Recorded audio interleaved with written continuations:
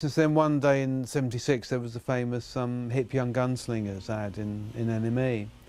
And I'd done sort of writing, I'd never had anything published. And I did from memory, it was a sort of NME style interview with some rock sort of John Anderson type figure, very pretentious sort of thing. And I mean, I found it years later, I mean, it was actually quite funny. I mean, I'd got that sort of rather cool NME style of interviewing, and I'd got that very pretentious sort of rock star response. And I have to say, I mean, it was quite amusing. And then, so Tony Stewart, I was on holiday in Ireland, and my mum rang and said, oh, you know, nothing wrong, dear, but the Musical Express would like you to go and see it. So when I got back, I went to see the old Tony Stewart. But Tony did the sort of the initial interview, and basically, you know, do you like to do some freelance work for us? And I said, oh, well, absolutely delighted. I later learned, I don't know how true this is, but it's nice to know, that Nick Hornby, Sebastian Faulks and Neil Tennant applied to be Hip Young Gunslingers and weren't. I think all writers are fairly egotistical. I think if you're not worried about being published, then you just write it in your room and it never comes off your computer. I think you want an audience for what you write, whether it's a novel or a review of ELP.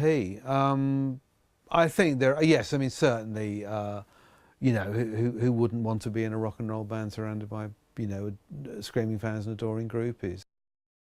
One of the first things I did when I joined NME in the '70s was you go back and look at the reviews of the classic albums to see what they thought of it. And I mean, the classic one is Nick Logan. I think Astral Weeks is I mean, which is, you know, regularly voted one of the greatest records ever made, quite rightly so. But I mean, the actual reviews about that, you know, it's a paragraph.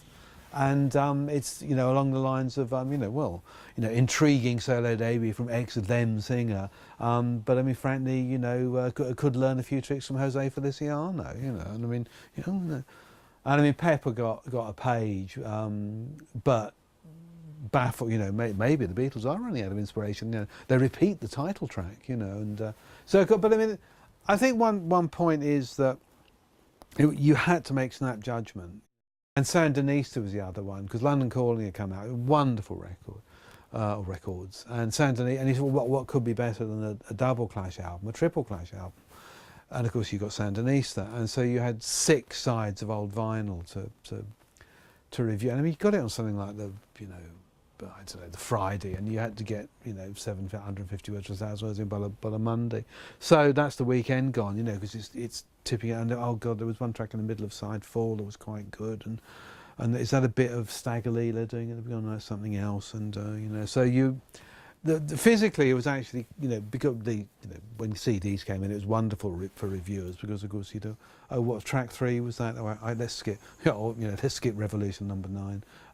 So CDs were great, but the old vinyl thing was quite a challenge, and it was a snap judgment.